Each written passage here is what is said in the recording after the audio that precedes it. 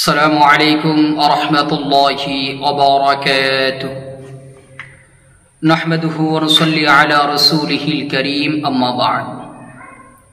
সম্মানিত দিনী ভাই ও বোনেরা, আপনারা সকলেই কেমন আছেন?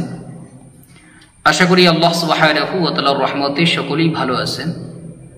আমিও আল্লাহ সুবহানাহু ওয়া তাআলার রহমতে খুবই ভালো আছি, আলহামদুলিল্লাহ। সম্মানিত দিনী ভাই ও বোনেরা, আজকে আপনাদের মাঝে একটি বিষয় নিয়ে আসলাম। বিষয়টি অত্যাধিক চমৎকার একটি বিষয়। বিষয়টি হইতেছে আমাদের ঘর বাড়ি বা আমরা যেই বাসায় ভাড়া থাকি, ফ্ল্যাট ইত্যাদি, এই বাসাগুলো বা থাকার বাসস্থানগুলো আমরা নিরাপদে রাখবো কিভাবে? বাড়ি ঘরকে আমরা নিরাপদে রাখবো কিভাবে?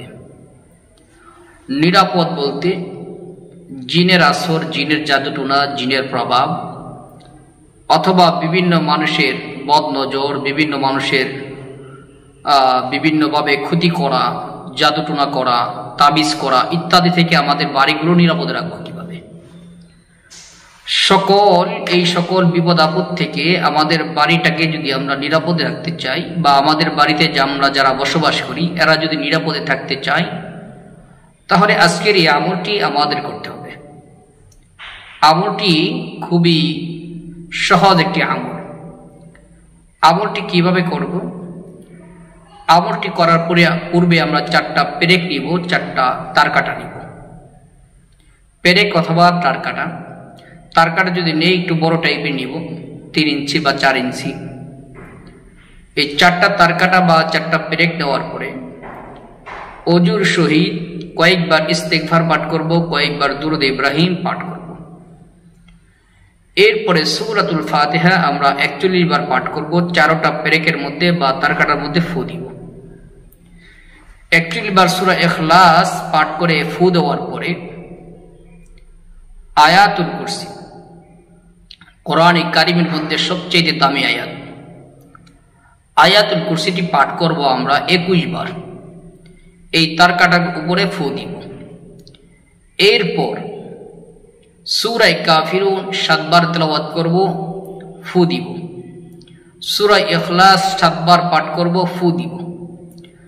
সূরা ফালাক এবং সূরা নাস, সূরা ফালাক এবং সূরা নাস 21 বার করে পাঠ করব, তারকাটা এবং পেরেকের উপরে ফু দিব।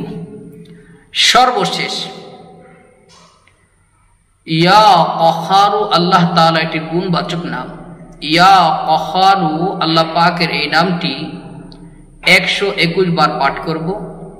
এরপর এই তারকাটার উপরে ফু দিব। বাস, আমল করা শেষ।